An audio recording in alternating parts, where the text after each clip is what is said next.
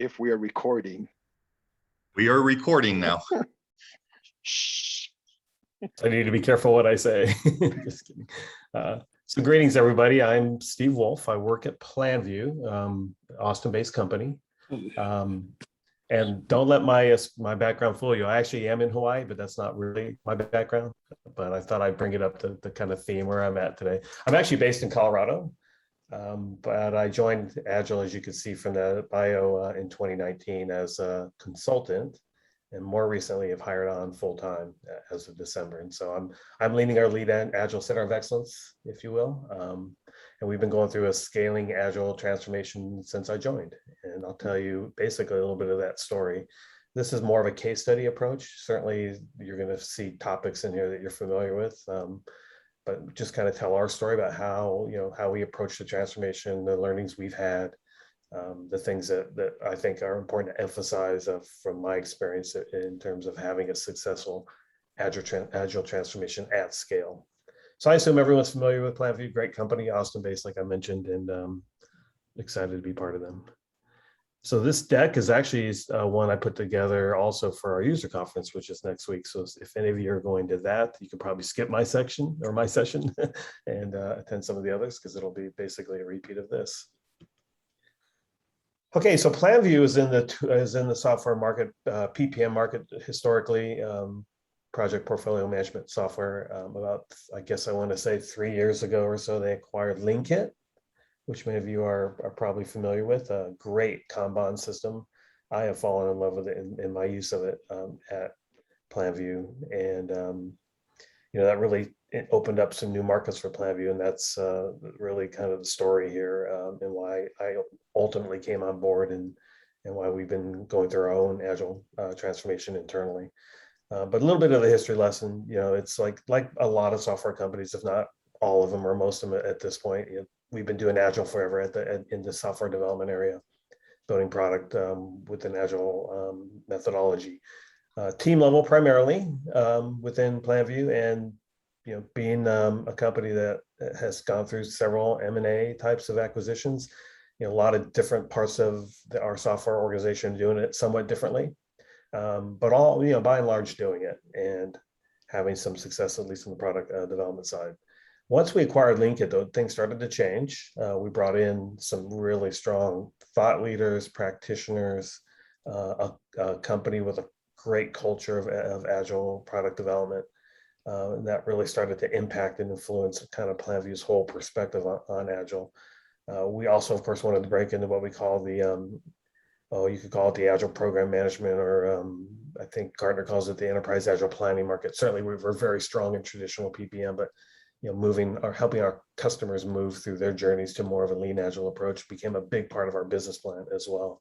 And so just for lots of reasons, when we entered into phase one, we decided we need to start being more serious about this and scaling it and going beyond just teams in development.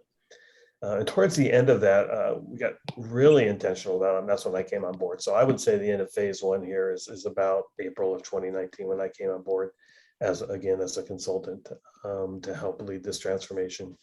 And from there, we actually put together a vision and a plan and have been working towards that ever since. So I'm going to tell you a little bit about that story from here. But fundamentally, we knew we needed to go to scale. We needed certainly to bring our product teams together, but we also wanted to go into a full business agility, basically through a full business agility transformation, and have the whole company operating in an Agile way. And so that's really what we're, should I say in the middle of? These things are never done, as probably most of you probably know, but we've touched most of the company now with Agile, and now we're in the process of just integrating it better and becoming higher and higher performance as we go. Always with in mind towards understanding what processes or what parts of it are working for us and what are not. And that's what I would call the inspect and adapt. So very much we evaluate how things are progressing at all times. So that's the journey. Again, I signed on board in full-time in December. We get to the next slide. Not moving, one second. Okay, there you go. So look, there's probably 100 keys to Agile transformation success. These are the 7 that I want to highlight because I think it's led to the success we've had at Planview. And none of these or many of these are going to seem familiar to you, I'm sure. Obviously, you need leadership, and I call it table stakes. And to me, it's not just having them support it, but be active in it as well. I'll go into each one of these 7 through this little deck after, so I won't spend too much time on this slide, but just to kind of walk through and give you a quick level set, and then we'll talk about each in a little bit more detail. That cross-functional mindset we always talk about in Agile is super key. That also leads straight into the concept of what SAFe would call delivery or release trains. I call them delivery groups. You could think about value streams. We often use that term internally as well, but cross-functionality across the board, especially then when you go to scale. And that's where this value stream concept becomes really important. You know, who are the right parts of the organization to bring together to deliver some sustained value? And who do we need to include in that? Not just the teams, not just a team of teams, but who are the right stakeholders, business owners, customers, customer representatives, all those folks. So it's critical, I think, for if you're going to make the full move to Agile to go straight to scale, bottom line. Find a pilot, find an area that needs to go or wants to go, and go all in, but don't try to do it across the whole company at once. I guess bottom line there, but because once you get some initial success, things really do start to take off for you. So we, I guess you could say, I wouldn't call us a SAFe shop, but we borrow a lot of concepts from SAFe, and PI planning is one that we absolutely use. We call it quarterly planning sometimes. Try not to be too jargony here, but PI planning is kind of stuck internally, and I would really say it has been the secret sauce for us, because it's been the thing that created the shift in the company that, hey, this Agile thing is happening, and furthermore, it got everyone engaged. Right? Everyone became a participant in some role in the Agile process. So it's really essential. More recently, we've shifted to an OKR framework, just to tease the number 6 up a little bit. You know, to shift the focus away from delivering features or deliverables, as you will, and the activities that we do every day in an Agile world, to, you know, what truly are we trying to achieve with all this work, and how do we prioritize with that in mind? And so I'll give you a little bit of background on how we're using OKRs now to help with that. And then last but not least, it requires training and coaching constantly. You're going to have to probably add some staff for it, or find a way to do it. I'll tell you how we're doing it here at the end. I think it's a pretty interesting model. And then as you do this, you need to build that DNA. If you want to have a sustainable Agile transformation, you need to have the whole company. It needs to become the operating system of the company, which means you need to have more or less everybody working and comfortable working in an Agile way. So let me break these down. Leland, I think, is going to be monitoring for questions. So if anything interesting comes up, he's going to go ahead and interrupt, and I'll try to answer them, but we should certainly have time at the end as well. Okay, so then first point is the executive leadership. It's a bit of a high level presentation here. So again, we can dive into any one of these topics as we get into it. This one's maybe obvious, but so hard to achieve. And that's where I put the little warning at the bottom. I've been a consultant for a while as well, prior to joining on full time. And I've been in companies where, you know, you write the check and expect to get all the benefits of Agile. But look, if leadership isn't leading the way, leading the change, it's just not going to happen. So certainly some training involved, some getting them engaged in the right ceremonies is key. And that's kind of why I added the second bullet. You know, we need to identify the executive sponsors and business owners, and let me rephrase that, executive sponsors, but the folks who can become the business owners for different parts of the Agile organization, folks who are going to be actively engaged in processes like lean portfolio management, for example, but really set an active role in doing things like funding and staffing teams, staffing with an Agile team mindset and perspective, funding, you could say value streams, if you will, but for me, it boils down to let's bring the right people and the right roles into our teams and make it happen. Prioritizing strategic initiatives, setting context during quarterly planning is really key. And as we go, we like, I mean, I'm obviously a big believer in empowered teams, but, you know, teams can use help, need help prioritizing. We need to have our leaders be careful about not interrupting teams or bringing or flowing ad hoc work into them once we have a plan, things like that. So, you know, we need them to take an active role as teams, not only plan, but execute their work. And helping them prioritize and obviously removing impediments when they come up. So it's you need that active leadership. And for each part of, we have I'll show you. We'll have three. We have three what I can call value streams, but we have three different key leaders who take on this role for us and do it really well. And it's made all the difference. Next slide. I'm sure my deck does not want to progress. So there we go. Okay, number two. Number two is all about the cross-functional mindset. When I came on board, I guess the story to tell here is, believe it or not, and actually I'm jumping ahead to my next slide a little bit, but we started not in the product side. We had functioning agile product groupings, if you will, that came later. But we started on the marketing side, actually, because it was pretty dysfunctional, for lack of a better way to say it. And all these problems were apparent. And there was just, bottom line, it was just not only low morale, but low trust. And it just needed to be addressed. So that was that fast start that I mentioned earlier. This was our opportunity to come in and scale and do it on the go-to-market side of the house, if you will, to get that sort of that alignment across sales and marketing and product that we needed to be more effective in our marketing efforts, ultimately marketing and sales efforts. So, but they faced all these problems, and look, I think any company faces these problems in some form or another. I'm sure a lot of these sound familiar, but the whole value of Agile to me, if you wanted to boil down to one key thing, is to get rid of the silos, blow them away, and let's get people working together with low friction, low waste, everyone on the same page in terms of what the priorities are, and start teaming together on the work. Again, maybe obvious, but not the easiest thing to break through, especially in parts of the business that were not product, because Agile is kind of a new concept to them, or was, and it was a bit of a challenge to kind of break that silo perspective. So yes, we need cross-functional Agile delivery teams, plain and simple. And look, I think we've discovered some secret sauce on how to do that in customer success, how we do that and go to market. Certainly product is the more traditional cross-functional area, and we do that as well. But then, do it in a way where, you build teams that can also not only be the basic things like persistent and cross-functional and dedicated. I have to fight that battle all the time. And empower, but also accountable too, right? And we have steering processes and some portfolio management processes that we use to also make sure teams are accountable to delivering what they say they're going to through their planning. And so it's a nice sort of mesh of empowerment and accountability in the methods we use. And again, I'll go into more of that as we go. But you can't get enough of this, and furthermore, you need to scale it super quickly into calm release trains, calm delivery groups. You could call it a value stream as well. I try to be a little careful with the term value stream because the purist, it's got a certain connotation. I'll show you how we've organized, and you might argue that they're not full value streams in and of themselves. So I will interchange the term release train and value stream as I go through this. But essentially, it is. Yeah, you have a question? Yeah, we had a question. Did the choice of a safe or safe-like framework rely on any way the market of Planview, or would it have been politically possible to advocate for a model that didn't require or actively avoided tools? Thinking safe versus less kind of mindset. Yeah, I think the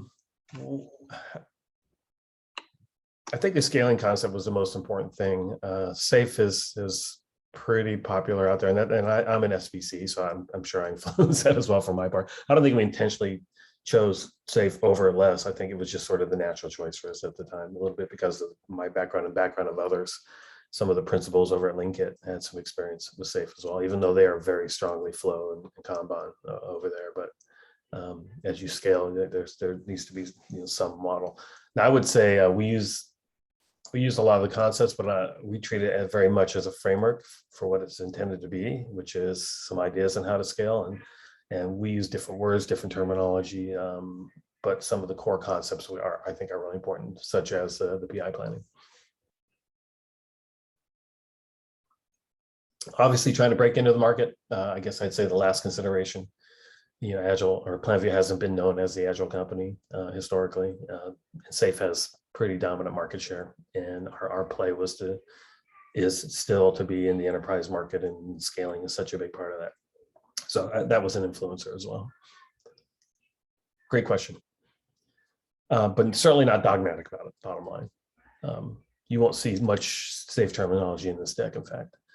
So anyway, we needed to go into scale very quickly. I mentioned the marketing example, go to market, and really it's such a valuable construct because it's the team of teams. You know, any big system, anything of complexity, is going to require multiple teams kind of working towards it.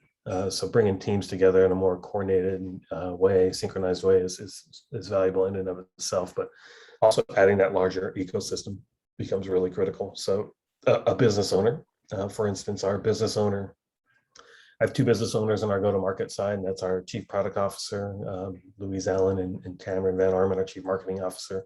On the customer success side, it's our Chief Commercial Officer, and our product side, it's our Chief Strategy Officer and our Chief Product Officer. You just need folks who, as I mentioned earlier, not only are going to own it, but be active in it, and we have that, and it's been powerful for us. But you have to identify the right people and help them know how to engage and coach them as they go, but then be a presence throughout.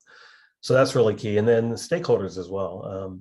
Sales is an interesting one for us. I mean, they're not operating their world in an agile way, but they are absolutely the primary recipient of all of our go-to-market work. So we very much have an active model with our sales teams on that side, where sales leadership, you could argue, are also business owners. But we also do something we call voice of customer. We have salespeople that we meet with at the team level every couple of weeks you could maybe think iteration review if you wanted to kind of give a preview of what's coming, but also to kind of review the effectiveness of some of the prior work that we've done. So it's very much a direct link to how the work is actually landing. Is it having the effect that we want? Is it giving us the results that we want? And they're a critical part of our process as well. Obviously, well, I shouldn't say obviously, but a lot of SMEs as well, like product management is also plays a pretty heavy role in our go-to-market and also in our go-to-customer. And again, I'm jumping ahead and jumping around here a little bit, but again, I think the real point is any agile grouping requires a much larger ecosystem, and you want to set that up and design for that intentionally. Question, Leland? Yeah. So someone was asking how large is the organization? I think they were just kind of thinking, was safe overkill, but really they're more curious about shared services based on the org size. Yes, in fact, that's a miss on this slide. Shared services are certainly key. How big is Planview? We're about 800 people, I want to say. So, medium size.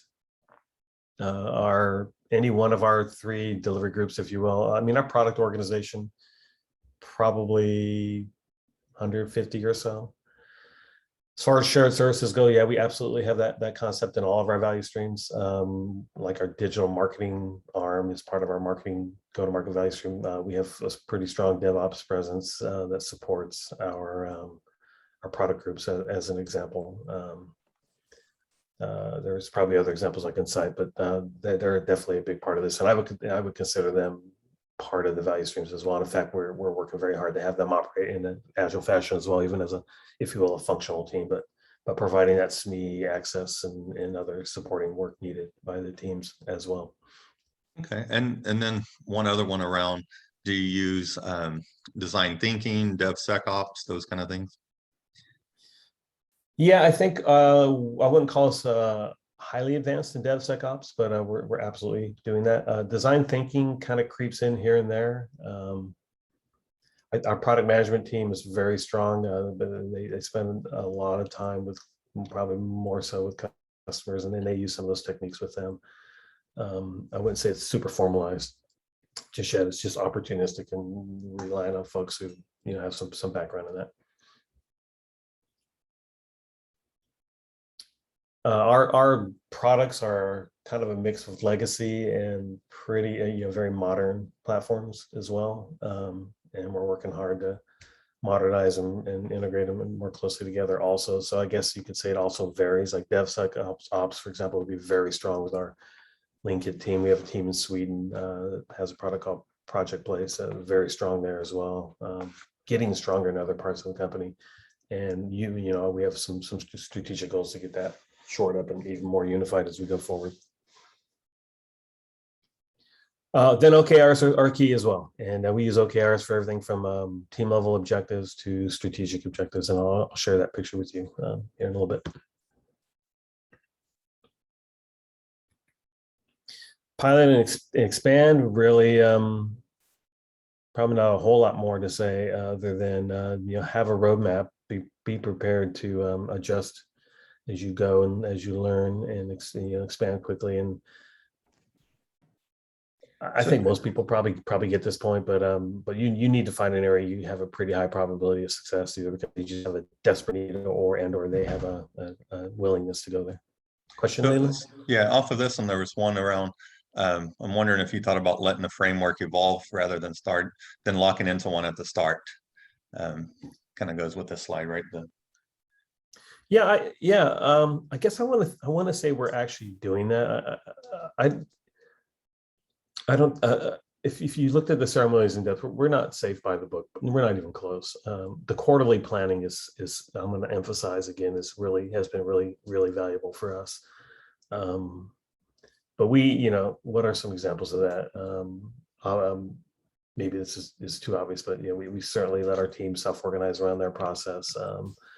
We have, I think, lean portfolio management is a pretty powerful concept as well. I wouldn't necessarily say that's absolutely safe specific, but we have that. We have agile change management teams, which I don't think is much of a safe thing at all in either. But look, a lot of the ceremony that they do discuss, we don't use. We pick and choose. We rename. We enhance or maybe to that point we modify to fit our needs, and that's actually going to be one of my points later as well. But it serves as a starting point for us, and certainly when we went to Scale, it served as a starting point. We were already doing a lot of team level agile within our product area anyway prior to that. But by no means, even you pick your framework, I would never advocate for opening the book and trying to follow it. It leads to at least some real challenge in terms of adoption ultimately if you do it that way. So start small even with your processes. Maybe what the question was leading to.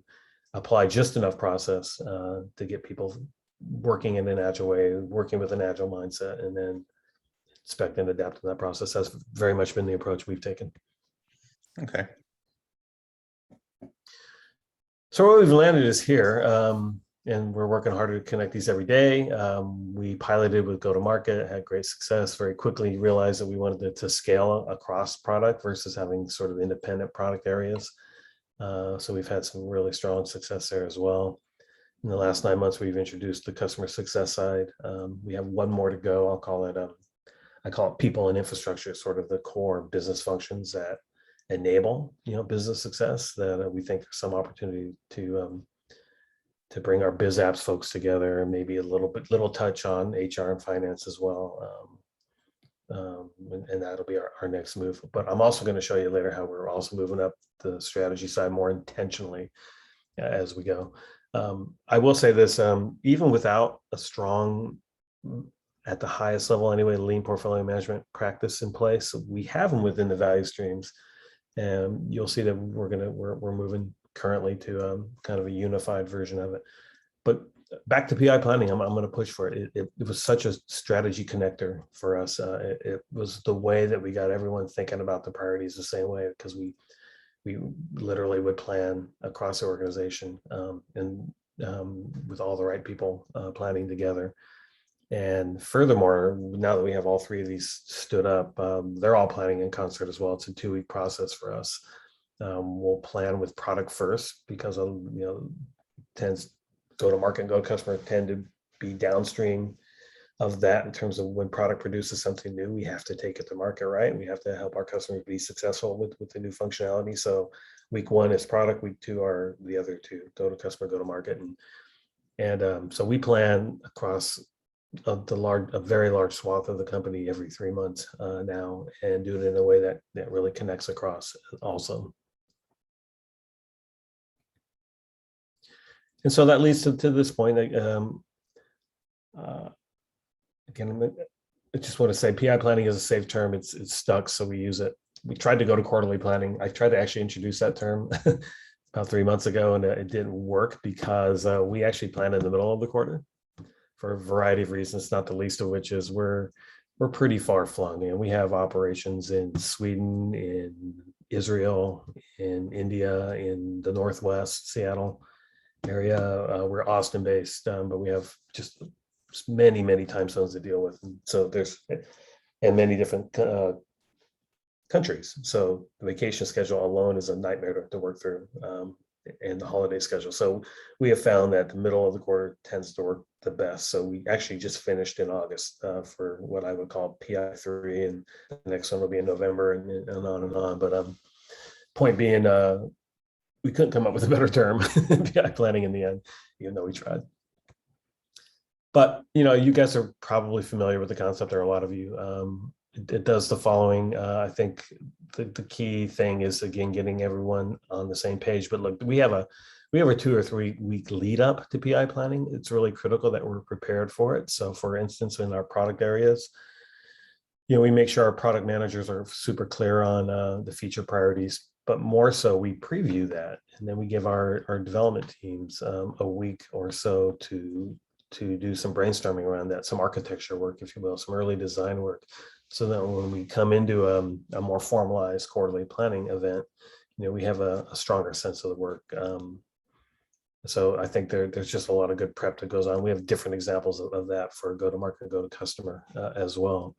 But the prep becomes key, and part of the prep also is to getting aligned on strategic priorities, even at that level, and getting our business owners to be super clear in terms of state of the business and where we need to focus as teams. All that sets the stage for our teams to from a backlog of features, if you will, on the product side, to all that great guidance. We can get through and develop a pretty in-depth plan that we feel highly confident in the end every time we do one of these. So it's a critical ceremony for us. Hey, Steve, we have a question about just PI planning directly. Is how did Planview balance both the strengths and drawbacks of PI planning? I've heard it often said that PI planning is actually an anti-pattern to agility, since it's heavyweight and that it places following a plan over responding to change. Your thoughts? Great question. Here's how we address that, because I would agree you have to be a little bit careful with it. The biggest benefit to PI planning is the prioritization and the alignment and the collaboration. And so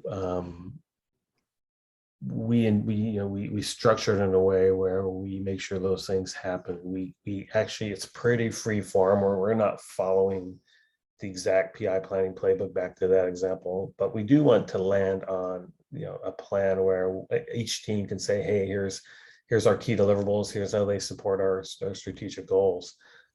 We very much empower them to build that plan.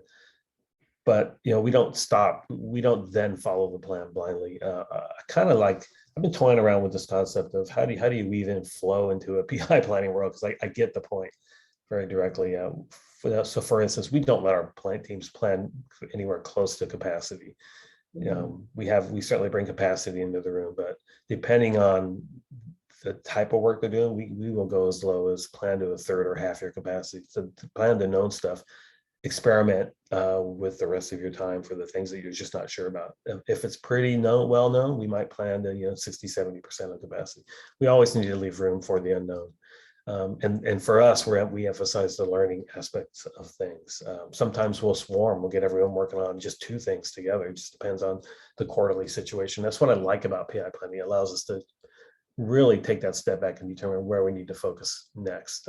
But we give our teams lots of room. And then the last thing I'd say is we have a steering process. So we hold our leaders accountable too. Like you number one, you committed to a plan. You see the value, you saw the value in the plan. So be thoughtful about asking teams to do something different. So we have a steering process where we'll challenge some of the ad hoc requests that might come from leadership. But we also give the teams the opportunity as well to come in every 2 weeks and say, here was our current plan. Here's what we've learned. Here's the things we've been interrupted with. Whatever the case may be. Here's the pivots we're making as we go in the plan that you all saw at PI planning. So we never hit a plan 80% or 100%. It's never the expectation. We just want to have a a roadmap for where we want to go for the next 3 months. You know, and again, and it varies. It just depends how experimental the work is or not in any given quarter. Does that make sense? Yeah, it made sense. We had a follow-up on that one is how do you prioritize business priorities before they enter the team backlogs? Well, it gets to the some of that prep work, if you will. And in fact, I'm going to get into our strategic portfolio management process next. Maybe let me hold that one. I think that'll actually it's a couple slides away. I think that'll answer that question quite nicely, actually. So let's hold that thought. And I'm telling the story from our journey perspective, how we got there. I mean, I would love to have done more of the strategy side earlier, but we just weren't ready for it. We are now, though, and it's happening. So I'll answer that question here in a second. The other cool thing, look, I was dogmatic about this whole big room planning idea, and I'm certainly a believer if everyone plans together. Very strongly believe it, and I'm an absolute believer you can do it virtually as well. We've had to, like everyone, you know, we've had to deal with COVID, but I don't think we're ever going to go back. I mean, it's the most challenging scenario of all is when you have a mix of people in the room and mix of people in a Zoom, and it's just too difficult to even try to manage. So we do these things completely virtually. You need to have the right tools for it. We use Zoom and Slack. Other companies might have different collaboration tools. We use our own work management tool, Lean-Kit. Great tool, by the way. I'm not here to plug it, but it was sort of the secret sauce for us as well, in a way that we could have teams with their own kind of view of their work, but we could bring it all together into I guess a value stream level board, if you will, a quarterly or PI planning board, program board, whatever you want to call it. But a look at the overall plan across teams for a given value stream, and have that visibility. We actually have this cool little product called capability called Instant Coffee within Lean-Kit, which allows us to do brainstorming. And again, back to the question earlier, if you looked at our PI planning agenda, it would look very different. We give our teams probably at least half the 4 days that we plan. Number one, we're only planning half days. Zoom life, you know, we all get it. Full day on Zoom will drive anyone crazy. So we go basically in the mornings. Half of our agenda is free form teams. You have the guidance. You have some, I'll get to it in a minute, but you have the strategic priorities. In the case of our product team, we know what the feature priorities are. Go figure it out.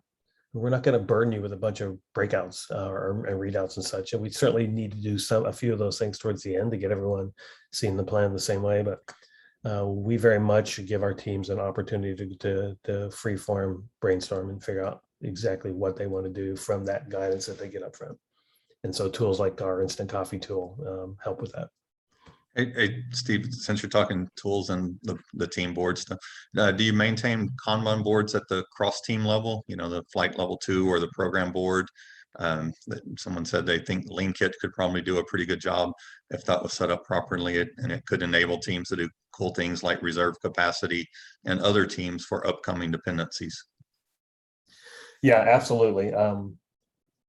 Maybe if there's interest down there, I could just give you a demo, because we do all that. Your teams will have their boards, right? And that sort of houses their work. It's their work management board. But we do have a program board, a team of teams board that does all the like flight level or level 2 board, if you want to call it that. And we're going to have a third layer that we just introduced for that sort of strategy level, strategic portfolio management board, if you will. So imagine, you know, the cross company big strategic items on one board that would influence, you know, what each value stream does. That would be the program level board. And then underneath it, each team would have their own board, and they all connect. So Lean-Kit has definitely come a long way in terms of allowing you to connect your work to the different levels, but also connect them to OKRs now as well, which is another powerful kind of built-in capability. So long story short, yes, you can do all these things. You can see all the interconnections, and it's such a highly configurable tool. I mean, we have fun improving it every quarter in terms of how we want to kind of tweak it and improve it based on the feedback we get from our teams as we go. But very much all of our work is in Lean-Kit across the company now. Okay, and kind of rolls into one other question around curious how the experience of Planview, the company in advancing agility, may have influenced your products and solutions. Oh, that's a great question. And I think Lean-Kit's the best example, very much so. I think if don't know how many people are familiar with Linkit. hadn't used it much prior to coming on board. Yeah. But it's just a basic kind of team level Kanban tool at first, but it has a lot of kind of that level 2, level 3 capability built in, and very much influenced by our internal process. Our old chief product officer would tell you that Linkit became important to the company once we started doing this, for lack of a better way to put it. Right, it made it front and center, the value of it front and center in the whole company's thinking, and we definitely have invested there and continue to invest there. And there was one question that I missed earlier about OKRs. In your experience, where you name good examples of OKRs that people have brought up? Yeah, I could probably dig a few up for you. I'm going to talk about that in a minute as well. I don't think I brought any examples with me, but maybe it can be a follow-up as well. OKRs are kind of hard to write, actually. We've learned, and so, but it's a powerful tool as well. So I'll see as I go through this if I can find at least one example for you. Okay. And that kind of leads to that point. And we're doing two things here. One are OKRs. I love this quote. After about 9 months to 12 months in, our teams we're kind of hitting our stride. But we were getting caught up in the work and not looking at the outcomes, and less on the product side, because it's a little easier there. We rely on and have a very strong product management team. We kind of know what we want to build. We have other outcomes we care about on the product side, things maybe more aligned with some of the DevSecOps types of ideas. But a feature is a feature. But it's in our marketing side a little harder to see that all this good work we're doing was adding up to sales success or marketing pipeline and all the things we cared about. So OKRs are something that has really allowed us to sharpen our focus on really what matters the most, and allows us to evaluate, us in particular being the teams, if we're doing all this work, is it actually helping us with some measurable goal that we need to get to? And there have been cases where the work wasn't leading us to that point. And so the team did that big step back middle of a PI and pivoted their work because they weren't getting the outcomes that they wanted. So it's great to know that you're working hard, but it's even more important to know that your work's paying off. So that's where OKRs come in. I'll have to dig up an example. I don't think I put anything in our deck here, but maybe I could do that as a follow-up. But they do all these things for you. I think what's interesting for us is, we have them at multiple levels. We have just introduced them at the highest level. So our strategic objectives as a company are now written as OKRs. We have been using OKRs at the team level to kind of summarize their plans for a given quarter. SAFe might call that PI planning. We're certainly not using the SAFe approach to that, though. We're using OKRs because it's just a great way to summarize from a team's perspective. Here's what we're contributing towards for the quarter, and here's what good looks like, which is what the key results do. And look, we're also not trying to cascade. We're not applying this in a heavyweight sort of way. We have active business owners. They can look at a team's OKRs and know that that's directionally kind of correct with the larger goals of the company as these folks sit at the E-staff level, executive staff level. So, but it's a great communication tool, and it's a great alignment tool, and it really does keep folks focused on outcomes, and we've seen that success, and we're applying these across the board now.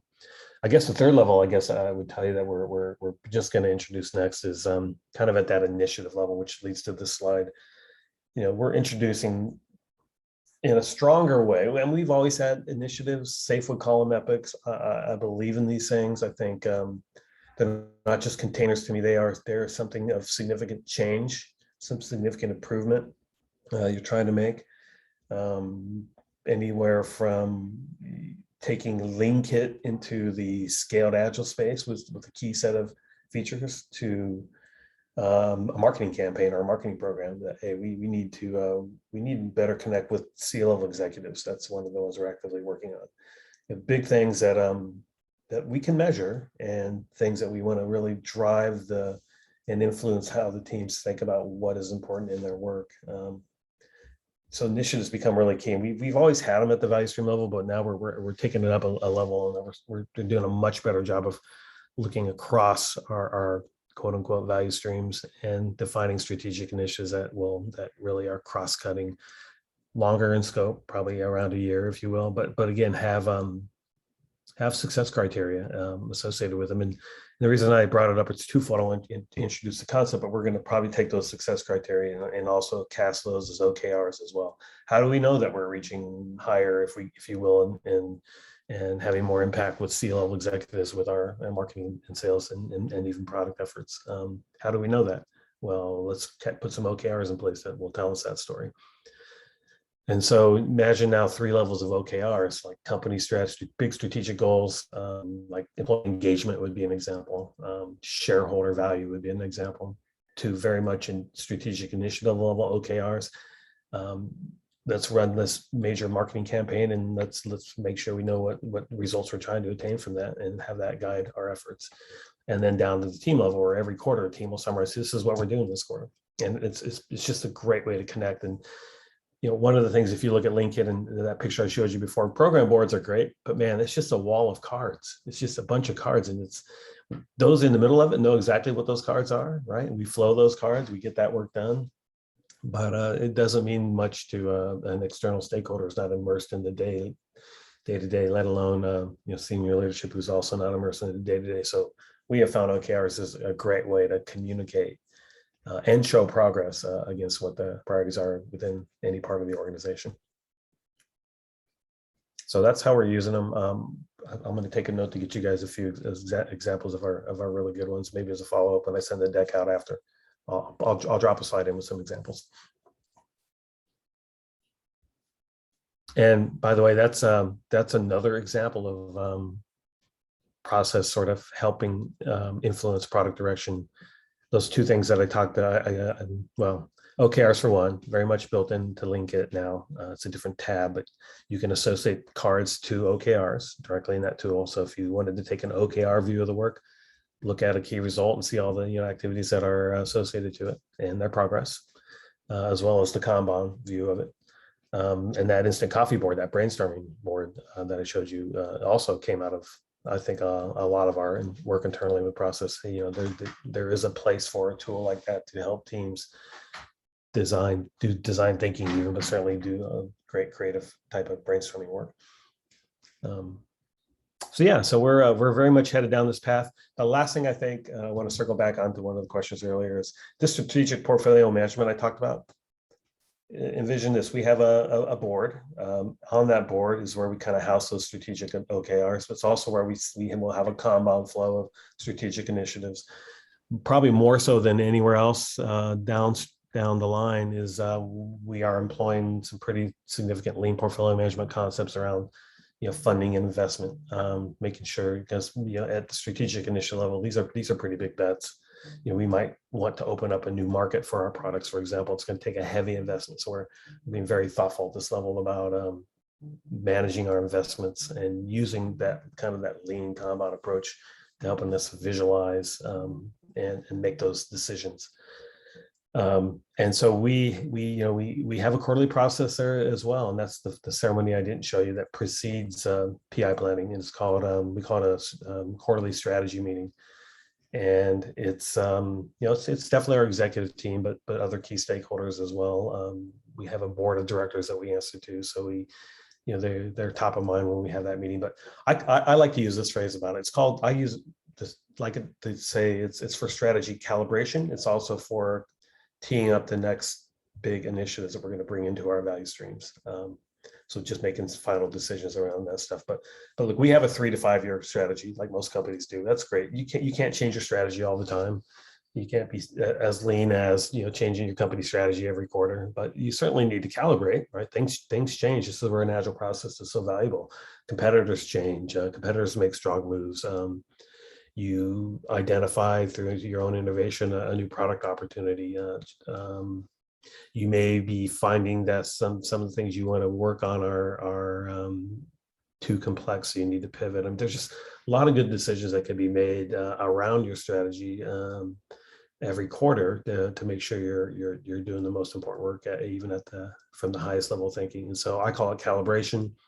It definitely precedes all of our PI planning events because that definitely influences the guidance that we would give our teams. And we also update our OKRs at that time as well. So that's where those business priorities get set before PI planning. And it was a bit ad hoc or a bit sort of, I hate to use the word silo, but done at the value stream level prior to this new process. But now we're doing I think a really nice job of coordinating and looking even more strategically across the business as we make big business decisions. And then we have the operating system underneath it, the Agile operating system, if you will, to go execute on that strategy pretty quickly once those big decisions are made.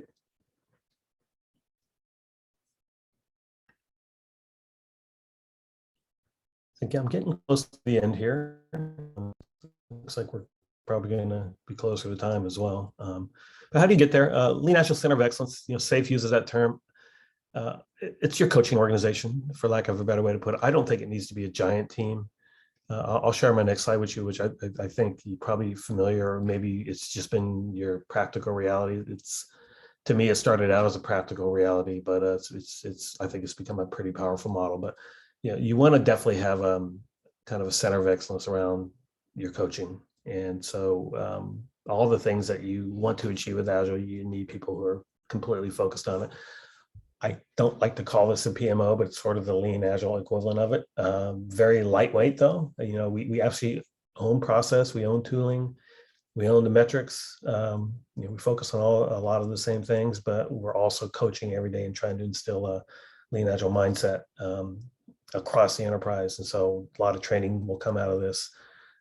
Team level coaching, all kinds of things, just based on where the needs are. And we operate with our own quarterly backlog as well, based on where the real needs are. But we do it with a player coach model, is what I teased up earlier. Player coach has become really key. Number one, it's hard to staff. Certainly a company like Planview wasn't going to go off and staff 5 RTEs, if you want to call them that, or program level coaches. Let alone a bunch of new Scrum Masters. So we took this thing further, just wasn't within our investment profile to do that. So we've taken a player coach model again, somewhat pragmatically at first, but it's working. I've consulted with companies who have very large centers of excellence, and I think what you need to balance when you think about how you're going to coach an Agile transformation is having folks who have that functional context. An external coach, myself guilty as charged. I was consulting at an insurance company. I don't know the insurance business, right? Having folks side by side with me, and I kind of use this model there as well, who knew the business better than I did. It was just a nice 1-2 punch. People who have that Agile expertise, Agile mindset, pair them with people in the business who have that willingness and interest and an Agile mindset as well. And you get a powerful 1-2 punch. And what it does is, in addition to helping you scale from an investment point of view, it really does help you build that Agile DNA. I mean, getting into the Agile space for Planview was a brand new market for us. We built this Agile DNA incrementally. The Linkit acquisition was kind of a real jumpstart for us, but we still needed to go further, a lot further. And the way we did that was not only by adopting Agile across, but by identifying and bringing people into the coaching realm as well to help with that. And that's built our DNA. It's going to make it sustainable for us. It's also building great leaders. I mean, I have a few examples of folks who were put in positions as a program level coach to be in front of our executives all of a sudden, show their talents, and they're rising through the ranks. So it's a great way to build leaders, and build leaders with kind of that Agile servant leader mindset that you want to have in an organization, because they've been living it and they get it, and they naturally had it to begin with, or they wouldn't be one of the coaches. So long story short, I think this is a great model. Find that balance. We don't have a ton of dedicated folks. That's several, but we highly leverage folks within the organization to help. So last thing I'll close with is just some other sort of tidbits, speaks to some of the questions, and then see if there's any more at the end. Look, you're going to need at least some kind of senior coach, at least to get you started. I'm not making a plug for myself as a consultant anymore. I'm fully employed, but don't try to figure this out by looking at the manual, if you will. Middle management can be a challenge, right? These are folks reasonably close to the work, who kind of grew into management roles in many cases because of their expertise. So they tend to want to be super hands-on, and at the same time that you're trying to help them see that they need to, number one, matrix their people out to cross-functional teams, and then be a servant leader around that and empower the teams. It can be a challenge. Progress over perfection, maybe to one of the questions earlier, we try to start with as lightweight a process as we can, and then add improvements as we go, and always being mindful of not making it too heavyweight. We want to have the freedom within our teams and across our teams for teams to be teams, right? And work well. We just use things like PI planning to get that alignment on what the priorities are as much as anything. And that speaks to number 4. I've seen companies who follow SAFe by the book, and it drives me crazy. It's like they are so hell-bent on following the ceremonies to the T that they are following a process, and they're not focused on the outcomes that you would want to get out of a scaled agile approach.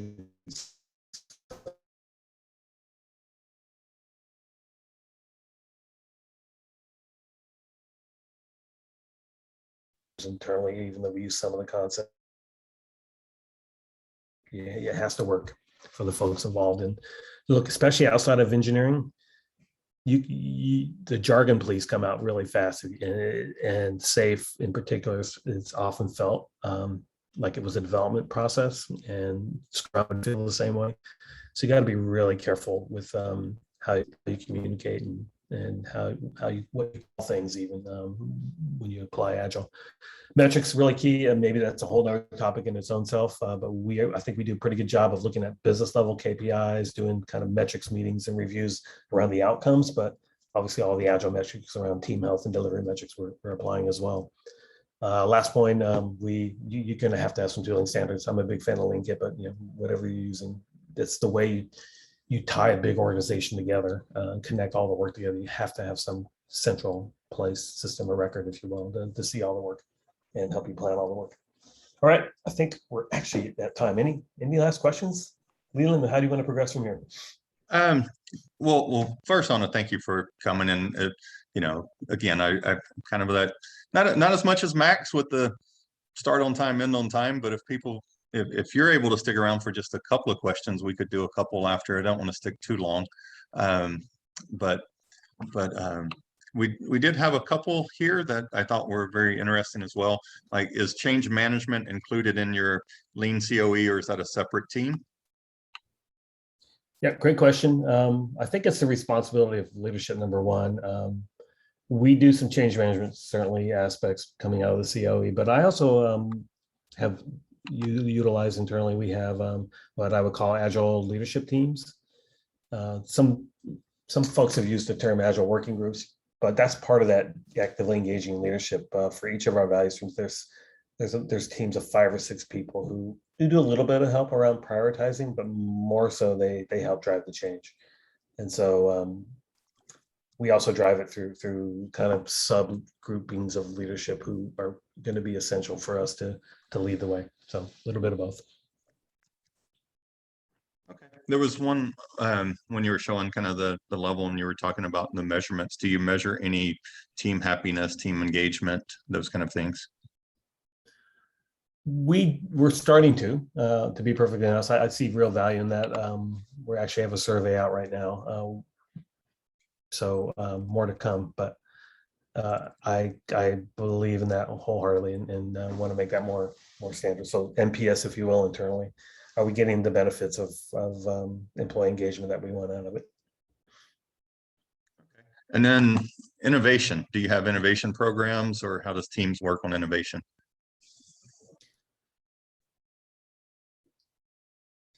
Yeah, that's I wouldn't say it's super formalized. Like I mentioned, we have things like we try to make sure they spend the time a week or two ahead of PI planning, and for one, to really think through the new work that they want to do. We don't plan the capacity, so I guess we hit it indirectly.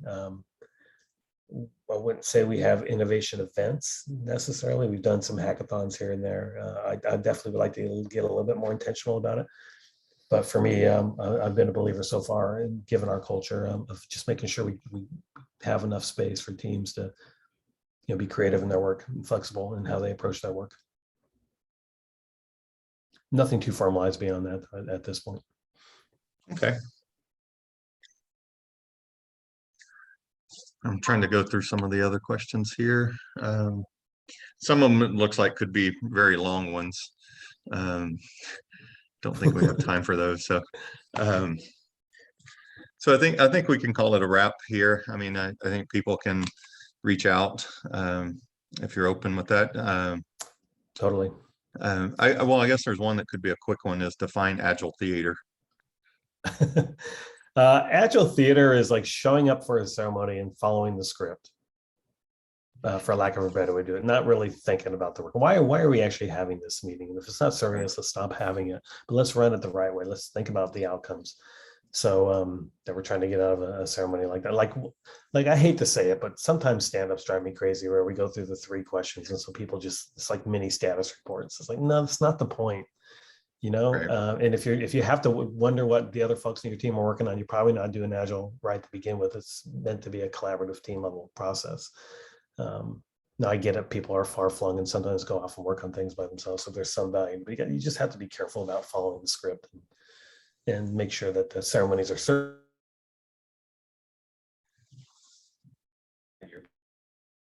Right conversations. Yep. All right. With that, I think we can end. Thanks again, Steve. I think this was really great. And I would agree with, like, they have a giant script, right? 8 different ceremonies. It sort of leads into that idea that you can follow, you can get so caught up in following the process that you're kind of missing the point of it all. Yep. Pick what works. Yep. All right. Well, Steve, I think that's going to be a wrap for us.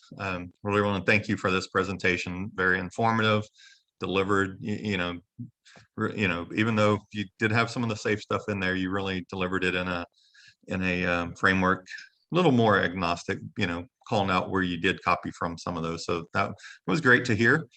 Great to hear experiences, you know, what have others done that we can learn from. So thank you again for your time, especially doing it while you're in vacation and early morning in Hawaii. Thanks a lot for doing that. No, my pleasure. It's great to share, and definitely open to questions and feedback. So when I send the deck out later, I'll make sure my contact information is on the title slide, and you guys can at any time ask questions if you have interest. Okay, great. And with that, I'm going to put one plug for the virtual Keep Austin Agile conference that we have on November 5th. So anyone can go out to agileaustin.org/KAA and find sign up information there. So Thank you, All right. Steve. Thank you. Hey, Leland. Bye. All Thanks, right, bye. everyone.